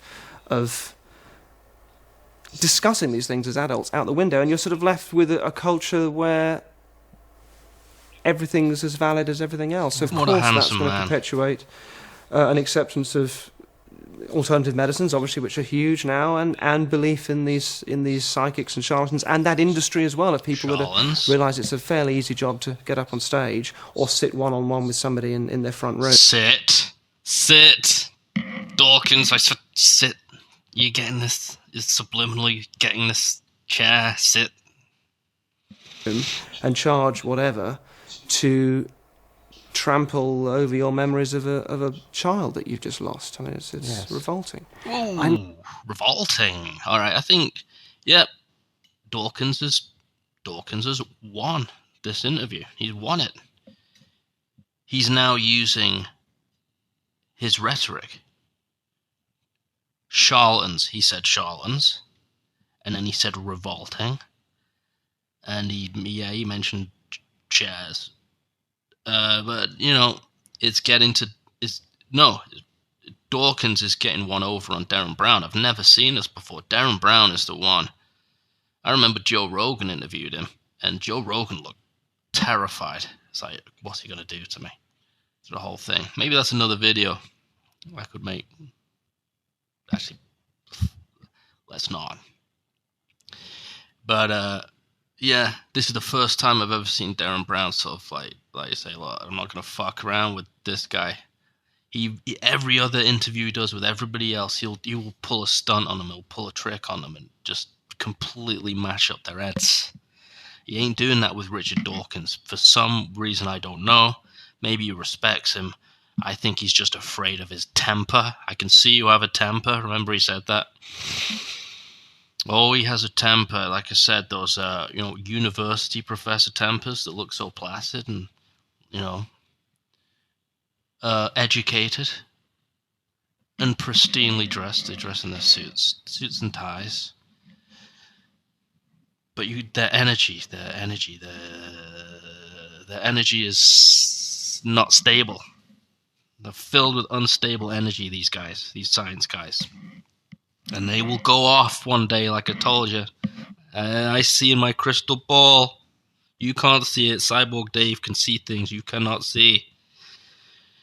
With his cyborg eye, like in the Terminator. It's like augmented reality. I see my crystal ball. I see Jordan Peterson's future, and it involves Las Vegas. It involves a duffel bag. It involves an outdoor country and western concert, and it involves 54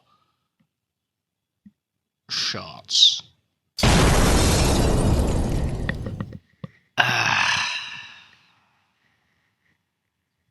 Anyway, YouTube removed my last 2 channels.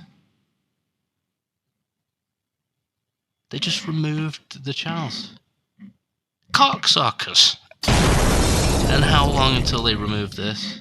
And this is the other 2 channels I had. I didn't put any effort into it at all. I just ripped off I just took clips from other people's videos and claimed them to be my own. And so I wasn't that bothered. If they remove this, I'll be pissed, man. And also, what's wrong with filming yourself masturbating and posting it as a made-for-children piece of content? What's wrong with that? What kind of a world are we living in when I can't masturbate and put it on YouTube and say it's for kids? I don't know. Anyway. Slightly surprised that the academic sort of Sude's cornery of cultural relativism and things, which is big in academic departments in universities, has actually trickled down to that extent into the sort of... trickled down like piss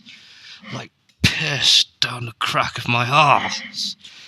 Just mass audiences that are fooled by these fakes. I mean, it sounds as though that has been a trickle-down effect. Trickle-down effect, right down the middle area of my buttocks.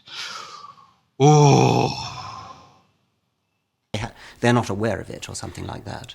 I think, it feels unfashionable to talk to people about the importance of evidence, of testing things, even just in a little way. A friend of mine who's a psychic told me about, she puts crystals in her plants and they grow better. And I said, well, you've got loads of plants. Have you ever put 2 in the same window and watered them the same? Maybe just put crystals in one and not the other.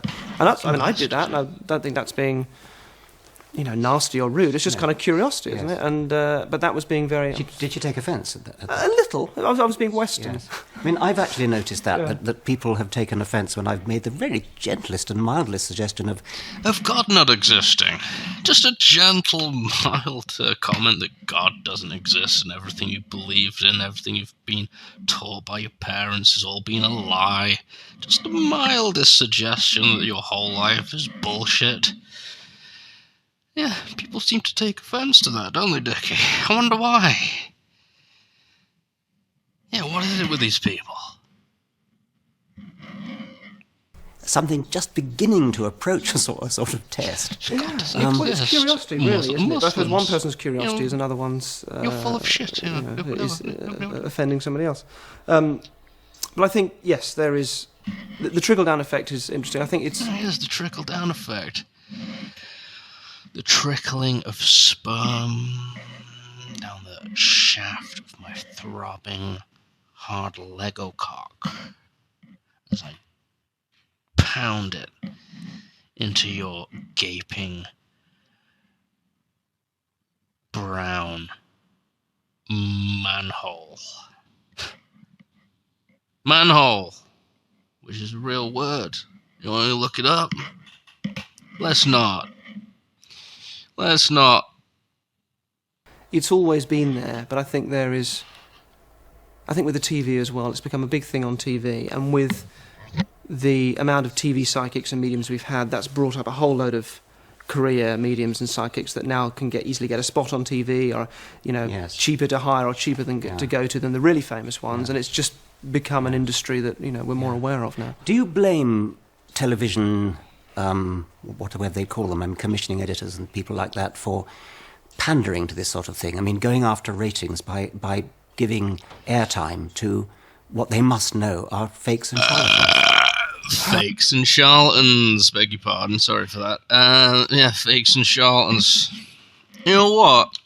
I am going to look up the word manhole. So here I am, I'm on the Oxford Dictionary, and I'm starting free cam 8. 3, 2, 1. Now, let's look up the word manhole. I'm fascinated in the word manhole now. Manhole. Manhole. Manhole. Manhole. Manhole. That's normal. That's how you say manhole. You say manhole. You don't say manhole. Manhole. Because that sounds gay. The way the Americans say manhole. Manhole. It doesn't sound... Manhole.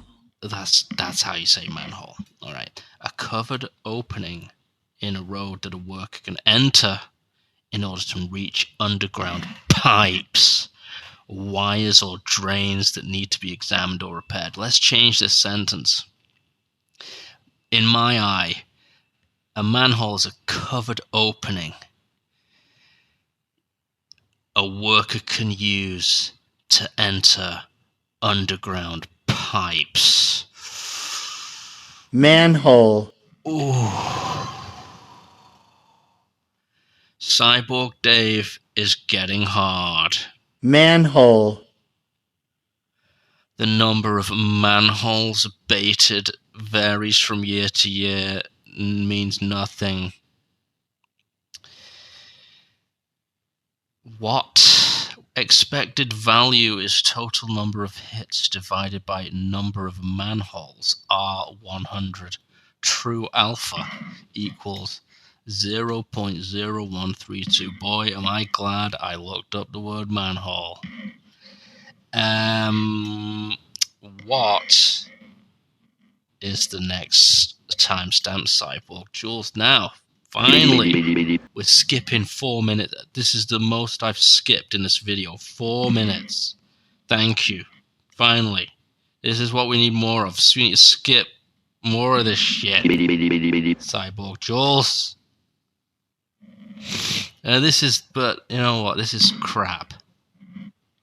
mist swirling around and things. And then they said, well, of course, this didn't actually happen, but nevertheless, We put the idea in they your head. put the and idea Into your the head. idea of And chairs. that, I think, taps into, by making it... I missed it. But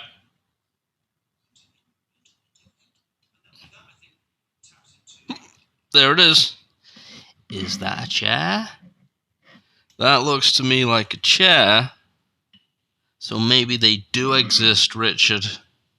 Maybe chairs do exist after all, but on closer inspection, I think it's just a big number 5 painted on the wall. Why?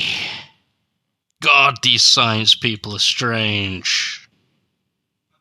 visual and give it, that's part of the problem. Part of the reason I think why This these is things. Cyborg Day for Poor Man's Redbar. Did you forget?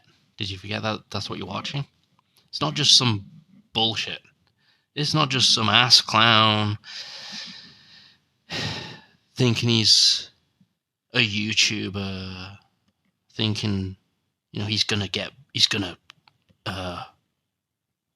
I can't even think of the word, man. Thinking he's gonna blow up. Yeah, this is not just some, some tryhard who thinks he's gonna blow up. Doing fake Redbar content because this is Cyborg Day for Poor Man's Redbar. It doesn't make any sense if you don't know who Redbar is, so check out the link below. No. I've forgotten what my initial point was. Great. Oh, God, you're schizophrenic. I don't know. Something's wrong with you. Yeah. Let's just move ahead. So, Cyborg... I'm going to stop the fucking FreeCam 8 because I recorded that dictionary bit. The manhole thing. Manhole. Let's go to 41... Cyborg Jules? 4115. Thank you. I didn't mean what I said earlier. I'm not going to take a spanner to your ass, even though you probably enjoy it. I'm just going to stick my giant, long, oblong, red Lego dick in you, which he enjoys. Normal sex for cyborgs. It's normal sexual activity for cyborgs. You'll see in the future. Your dick will be made of Lego too, guys. Women, your pussy's gonna be square. Square hole. Carl Sagan was always being approached by people who claimed to have been abducted by aliens. And he made a rather telling point that if he were ever abducted by an alien, he would immediately, since they obviously are brilliant mathematicians and physicists, or they couldn't possibly have got here in their spaceships, he would ask them scientific questions, or he'd ask them, please prove Fermat's last theorem, or the Goldbach conjecture. But not a bit of it. The only thing the aliens ever talk about is things like, we must be good to each other, and things like that, which is totally... Oh, what a lovely man. Look at that. Look at that face. How can you not like Richard Dawkins? He's just a joy. He's a joyful person. And he liked Carl Sagan, and I'm pretty sure Carl Sagan believed in God. So maybe he's, we've got him all wrong, Richard Dawkins. He just likes winding people up. He does. This God doesn't exist thing, it's a shtick. It's an act. He doesn't give a fuck. He's just having the time of his life, gallivanting all over the world on our Patreon money. Where do you want to go to next, Dickie? San Francisco. No, that's shit. I want to go to Sweden, the most expensive place on earth. Give me some money to do it. Okay, here you are.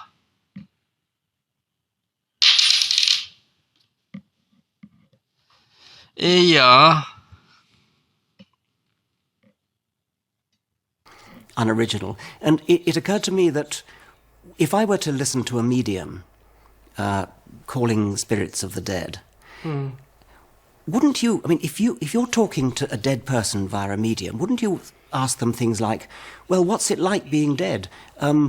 do you eat? Do you sleep? Do you sort of have parties? Do you, what's God like? All those sorts of questions. But it's never that. It's, oh, well... That's a fucking good point. It really is. Have you ever thought of that? If you visited a psychic and they could contact the dead, you fuck pictures of dogs and hallways or whatever. Where are you? Do you eat? Do you watch TV? What's God like? That is a good point. I'm beginning to really like Richard Dawkins. I'll tell him I miss him. Yeah. The dog misses him. It's always so incredibly... Why ask about your fucking dog? What's it like being dead? Banal. And unimaginative. And also, they tend not to go anywhere either. I mean, when you listen to the demonstrations in a spiritualist church, it really is just about what they believe they're doing is supplying proof. So they're telling you that you've got a box of old photographs in a cupboard, and that you have got a scar on your left knee from something when you were young, or that you had this or that accident, and telling you these things to just sort of constantly supply proof. They never really go anywhere. There's never any sort of real advice involved, which maybe in a way is a saving grace, that you're not telling people to go away and behave in a certain way, but I don't think excuse it at any level. But yes, it is mind-numbingly banal. And also, you'd think if they really were able to give all this information, they'd at least be able to sort of say the names clearly, as opposed to just sort of giving letters here and there, or being vague about whether the name refers to themselves or the person in the... it's... Yes. Yeah. Right. You can see here. Oh, fuck. I missed it again. A fade out. You think, okay, chair time. Nope. No chair. They're just talking about the illogicality behind so many of these systems, and tarot cards, which are obviously very, very popular. The deck is mixed, and you choose a number of cards that's sort of laid out, and Jay, how close are they to each? They're really close now. They are standing very close to each other. You know what? I think their legs are so tired from standing up so long. They've been standing up for 43 minutes. And I think this interview is gonna end with them just propping each other up. They're gonna be leaning against each other, like necking each other, just to stay standing. This is the video. Didn't I promise you earlier I got a good video for you? Some of you might know this. Now this, for some reason, for two reasons, not for some reason, for specifically two reasons, reminds me of this. This Cyborg Dave, for Poor Man's Redbar viewers, this is Brian Dennehy in the best movie ever made called To Catch a Killer, and it's about the serial killer John Wayne Gacy. Brian Dennehy was a fine actor. Unfortunately, he's not with us anymore, but he was one of my favorite actors, and this was his best role. It's for a TV movie about John Wayne Gacy, the serial killer. I'm going to play you this clip. Now tell me, does this or does this not remind you of this interview between Richard Dawkins and Derren Brown? I think you will agree with me that it does. Now I'm going to have to start free cam 8. I've already started recording. And I'm playing the video now. Now. How about one for the road? Oh, I gotta get going. Wait a minute. What about that trick I was gonna show you? I don't know. I gotta get going. John Wayne Gacy. Hey, Billy. Dressed up as a clown. You worried about something? No, it's just late and I've got to get going. It won't take a minute. I'll tell you what, I'll show you how you work it. You can play it on your girlfriend. How's that? Huh? I gotta put him on or something? No, you don't put them on. I put them on. Put them on. How's that?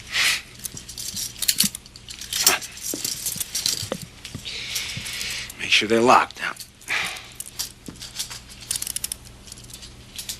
There you go. Ooh, you got it locked real tight. I don't know if I can. Ow! Wow, that thing is really tight. Go ahead and hold this for a second. It's some trick. Not bad, huh? Some trick. Ironically, what did Derren Brown say? He's a trickster. This is Derren Brown's whole act here. But the dark side. This is the dark side of being a mentalist. You could use it to kill people. You could use it. John Wayne Gacy used tricks to entice his victims into his home and do unthinkable things with them. Read by Cyborg Dave for poor man's Redbar. It's not shit. This is good. Let's keep watching this. How do you do it? There's a little lever right there. Just push that lever, they pop right off. You want to try it? Come on. Come on, give it a try. Not that way. Now you gotta have your hands in back here. Huh? It's more impressive that way. People can't see what you're doing, right? Come on. That's a boy. That's a boy. That's one. That's a boy. That's two. Come on.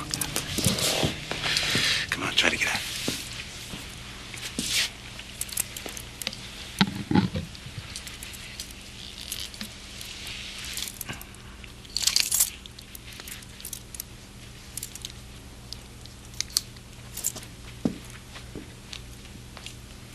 Can't do it.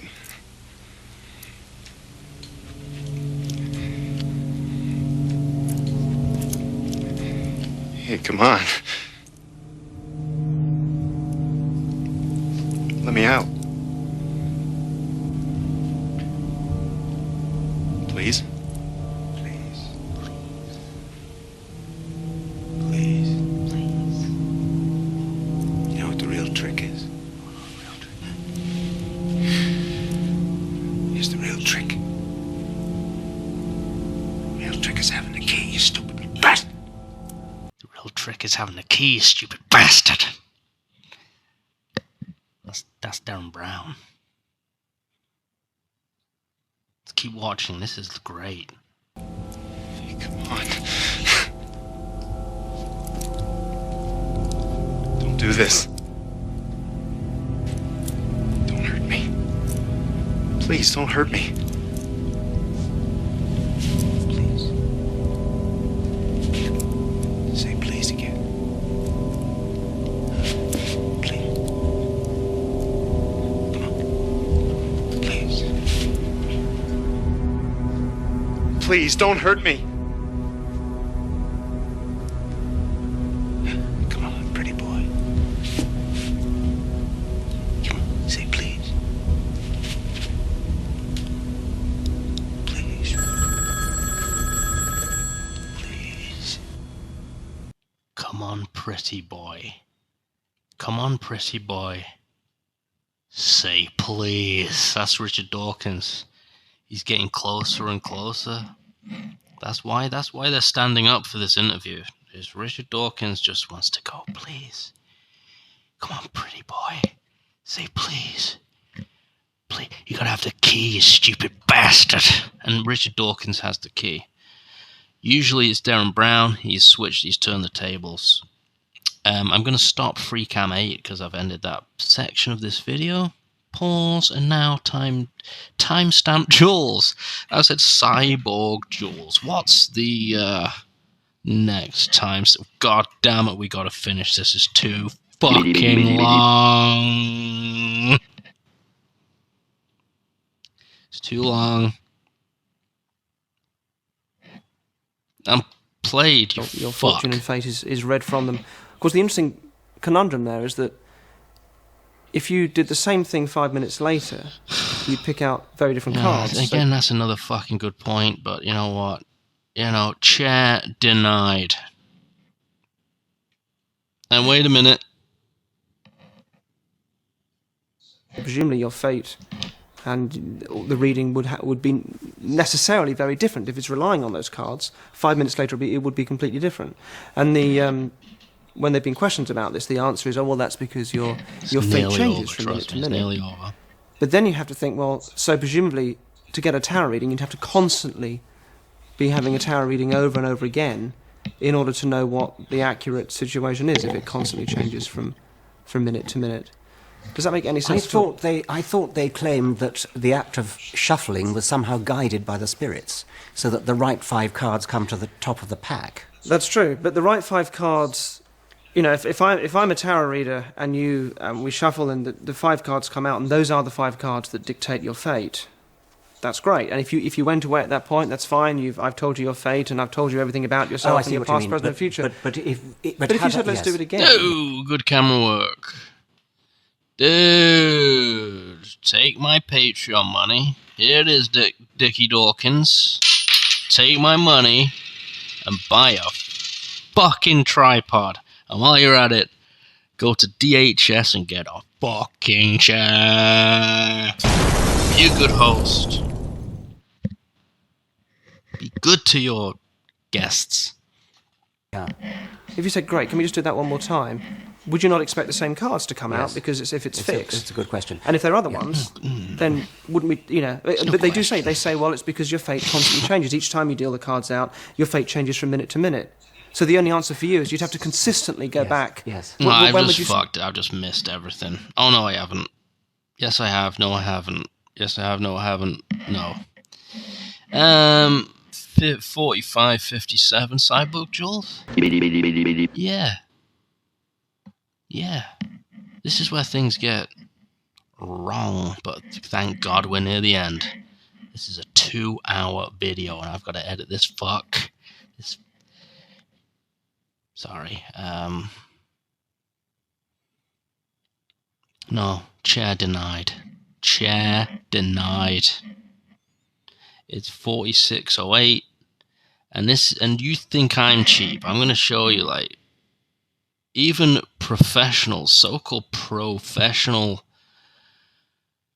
people who live in the real world, who believe the reality is poetic, like Richard Dawkins, make sort of crappy YouTube videos, as we can see from the camera work. Camera work, shit. There's no chairs, there's no tripod.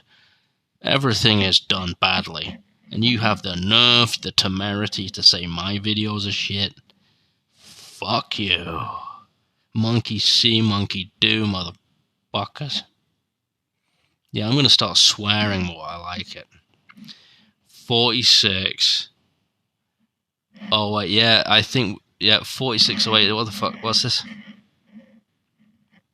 This is where... Look at this. Everything about you, and they can reveal facts seemingly about your life and describe your character. Look at the background. You'd be amazed by. What is it? it? In fact, it's a linguistic trick. That is a fucking chair. It's the first chair we've seen, and not only is there a chair, a big, wide, luxurious, leathered seating arrangement, but it's all lit up. There's a big light. There's, you know, it's got a diffusing thing on it. There's another light over here. There's a chair, huge chair, could sit like a family of 8. And, nah, Dawkins said, no chair for you, Derren. No chair for you. I don't believe in chairs, even though there's one clearly right there in front of me. I don't believe in chairs. You're not getting a chair. But you know why I've played this clip, Cyborg Jules? A set of linguistic tricks where they're saying words and you're constantly supplying the meaning yourself, but it can be very convincing. Barnum's... No, fade out, no chair. Statements are part of the toolkit of the... Cyborg Day for Poor Man's Redbar. Cold reading psychic, named after the showman P.T. Barnum. Sound familiar? P.T. Barnum. This is like the dog ends of the interview, and he's putting him at the end. The interview's finished, and he's just sticking some shit that he cut out at the end. So the video it has finished. All right, it's earlier shit, Cyborg Jules, isn't it? Yep, earlier shit. So the last time code before we get the fuck out of here is 55 minutes exactly, and it's the ending, and it's beautiful. It's poetic, because reality is poetic. And it's just two beautiful men. No. Yeah. Yes.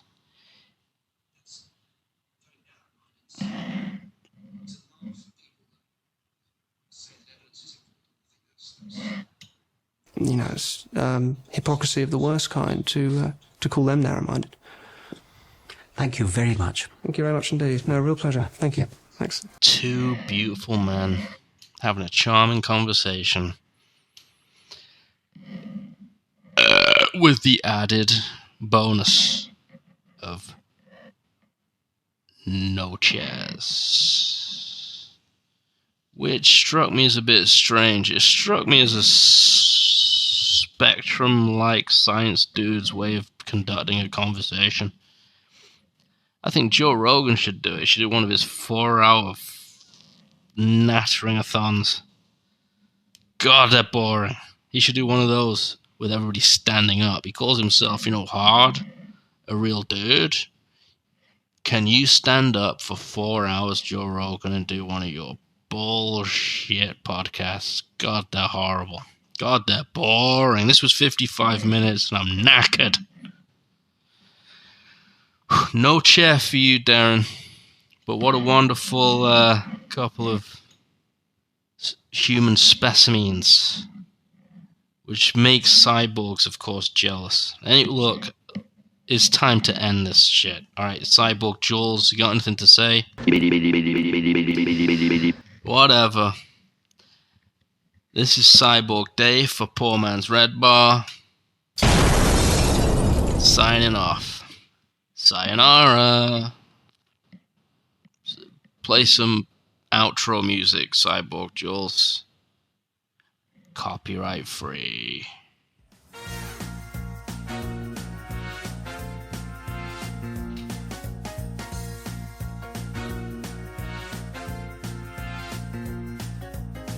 You can never know what it's like. Your blood like when it freezes just like ice. Then there's a cold, lonely light that shines from you. You'll wind up like the wreck you hide behind that mask you use. And did you think this fool could never win? Well, look at me, I'm coming back again. I got a taste of love in a simple way. And if you need to know why I'm still standing, you just fade away. But don't you know, I'm still standing better than I ever did. I'm looking like a true survivor. I'm feeling like a little kid.